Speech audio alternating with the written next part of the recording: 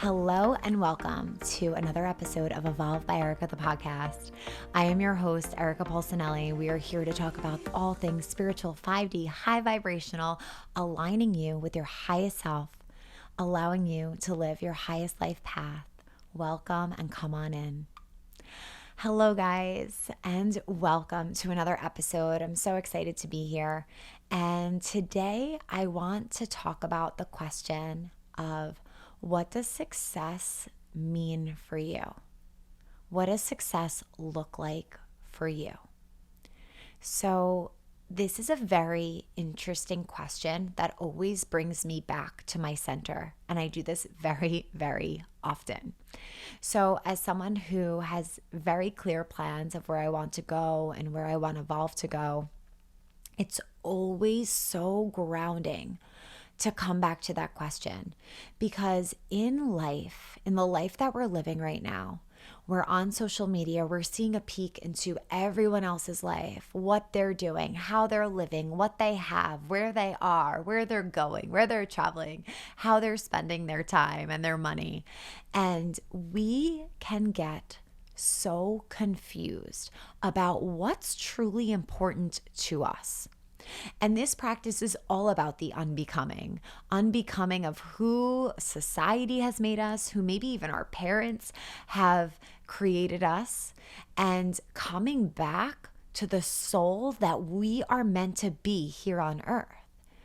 And very often we start to look around and see where society puts value. And it is so subliminal. It's happening so deep in our subconscious. And sometimes it's not clear until you wake the fuck up and decalcify your pineal gland. And then you're like, whoa, this is an agenda. Whoa, I'm not giving into this agenda. Whoa, look what they're trying to make me believe about myself. I'm not beautiful unless I look this way, or I'm not worthy enough. I'm not a good citizen enough unless I do this thing. And it becomes very, very, very clear that for our whole life, we've been programmed into thinking a certain way, thinking that we have to act, look, or be a certain way. And we start to get lost. We start to get lost in what we think other people want for us, and we start to believe that's what we want for ourselves. That's how deep this game is. Until we start to do the work, until we start to activate our intuition, and until we start to clear with our breath and find out what is it that's really important to us. So today, I ask you, what is success in your own words? What does success look like for you? Because guess what? You have one life to live in this body as this physical being that you are today. And wouldn't it be so sad to look back on your life and say, wow, I was chasing something that I didn't even want. I was chasing something that society told me I should want. I was chasing something my parents wanted for me. I was chasing something that my partner thought I should have. I wasn't even listening to myself. And what I often realize, and you might too, is when we boil this question down, it has so little to do with material things. It has so little to do with those bright and shiny things in life that so many of us are chasing, and so much more to do with peace, with calmness, with the things that Earth already provides for us. And I always say my ideal of success for me is having my own farm, as you guys know from my episode with Vinny, where I could just grow my own food and connect to nature and have access to all that abundance, because that is abundance. Being able to eat these beautiful things that the earth is growing for me to nurture my body for you. And then I start to think, oh my gosh, wait a minute. That's like free. Like, wait a minute, I could kind of have that now if I figure out a few other details. Like, growing and being connected to nature in this way it's my, I want to say, God-given right. as a person on this planet during this time, and all your perspective just completely starts to shift and change. So going back to the question, what does success look like for you? What energy is success to you? What are the things that you will sit back and look at and say, wow, this was a successful life for me? Not what you think other people will look at. Because I mean, if I go and start farming, a lot of people would probably be like, whoop, oh, wow, what happened to her? She became a farmer, So it's so important to really ask yourself what success is for you and not what you think you need to prove to anybody else. Because you will start to see that so many of us are doing that each and every day. We're trying to prove our success by all these external things, right? But really, I think something I've already been successful in, which was my life mission, finding calmness and peace within myself. That's success to me. Being able to wake up in the morning without debilitating anxiety, crippling me and stealing any little bit of joy I had in my day, that's success. Knowing that I'm a co-creator and I can create this present moment and future reality, that's success.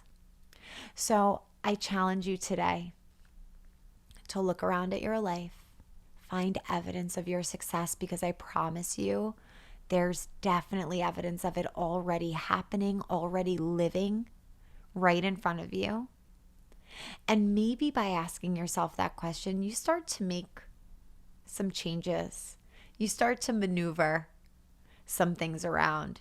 You start to say, whoa, I was going to take this trajectory because I thought that was success, but now I realize that's what I think other people will find as successful. And I want to do this. What a different path that is. And that helps us, just that tiny question helps us to really align to what we want and to our life's path and mission.